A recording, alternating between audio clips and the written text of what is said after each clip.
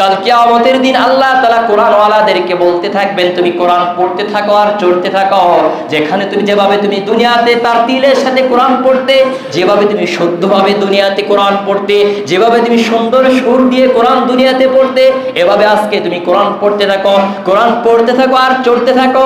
যেখানে তোমার কোরআন পড়া শেষ হবে, যেখানে তোমার তেলাওয়াত করা শেষ হবে, সেখানেই হবে তোমার জান্নাতের ঠিকানা।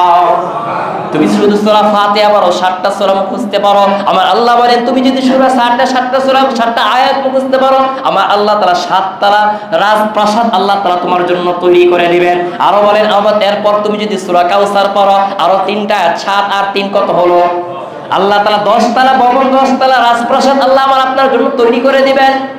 এই হাদিস থেকে বোঝা যায় যে যে যত আয়াত মুখস্থ পড়তে পারবে, আল্লাহ তাআলা তাকে তত তালা বিশিষ্ট একটা করে রাজপ্রাসাদ দিয়ে দিবেন। সবাই রাজি আছেন? শিখতে ইনশাআল্লাহ। এই জন্য আল্লাহ রাসূল আরো বলেন, যত কোরআন পড়বা তত তোমার জীবনে আল্লাহ তাআলা রাজপ্রাসাদ তৈরি করে দিবেন জান্নাতের মধ্যে। তুমি সূরা ফাতিহা পড়বা, আল্লাহ তাআলা 7 তলা ভবন বিশিষ্ট একটা রাজপ্রাসাদ তৈরি করে দিবেন। সূরা কাউসার পড়বা, 10 তলা ভবন বিশিষ্ট একতলা রাজপ্রাসাদ তৈরি করে দিবেন। সূরা ইখলাস সহ যদি আরো পারো, 3টা সূরা যদি অন্তত পারো, আল্লাহ তাআলা 14 তলা ভবন বিশিষ্ট একটা রাজপ্রাসাদ তোমার আমার জন্য তৈরি করে দিবেন। আর আসতে পারেন না সুবহানাল্লাহ। অন্তত এই 3 থেকে 5টা সূরা মুখস্থ করি না, ভালো করে শুদ্ধ করে শিখি না, আমার জীবনের একটা পুঁজি তৈরি করি। পারা যায় না ইনশাআল্লাহ? পারা যায় না? এই তিরমিজি শরীফের 2905 নম্বর হাদিস, রাসূল করিম সাল্লাল্লাহু আলাইহি ওয়াসাল্লাম আরো বলেন, মান ক্বারাআল কুরআন ফাস্তাযহারাহু ফাহাল্লা হালালাহু ওয়া হারামা হারামাহু আদখালাহু আল্লাহুল জান্নাহ ওয়া শাফাআহু ফি আশরাতিন মিন আহলি বাইতিহি কুল্লুহুম ক্বাদ ওয়াজাবাত লাহুম নার। রাসূল করিম সাল্লাল্লাহু আলাইহি ওয়াসাল্লাম বলেন, যে ব্যক্তি কোরআন মুখস্থ করলো, কোরআন মুখস্থ করলে হালালকে হালাল জেনে চললো, হারামকে হারাম জেনে চললো, হালালকে হালাল জেনে জীবনকে সেভাবে হালালভাবে জীবনভাবে পরিচালনা করলো, এবং হারামকে হারাম জেনে হারাম থেকে বেঁচে থাকার চেষ্টা করলো, রাসূল করিম সাল্লাল্লাহু আলাইহি ওয়াসাল্লাম বলেন আল্লাহ তাআলা তাকে জান্নাত দিয়ে দিবেন। এবং এমন 10 জন ব্যক্তির জন্য সে সুপারিশ করতে পারবে যাদের জন্য জাহান্নাম ওয়াজিব হয়ে গিয়েছিল।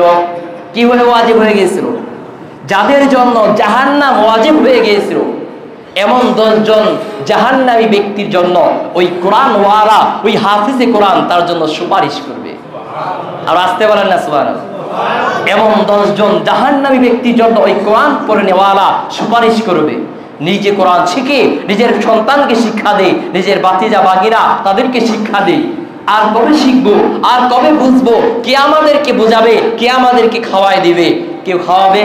আমার খাওয়া আমাকে খেতে হবে, আমার কবরে আমাকে যেতে হবে, আমার কবরে অন্য কেউ যাবে না, আমার কবরে আমার সন্তান যাবে না, আমার কবরে আমার স্ত্রী যাবে না, আমার কবরে আমার আত্মীয় স্বজন কেউ যাবে না, আমার কবরে আমার মা বাবা যাবে না, আমার কবরে আমার আত্মীয় স্বজন কেউ যাবে না, আমার কবরে আমাকে যেতে হবে, আমার হিসাব আমাকে দিতে হবে, আমার জান্নাত আমাকে কামাতে হবে, আমার হিসাব আমাকে আল্লাহর নিকট দিতে হবে কাল কিয়ামতের ময়দানে।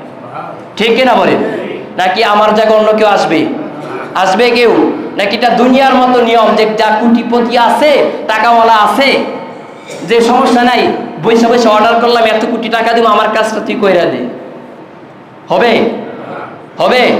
মনে হয় 1 টাকা দিলে হয়ে যাবে, 1 গাড়ি টাকা দিলে হয়ে যাবে।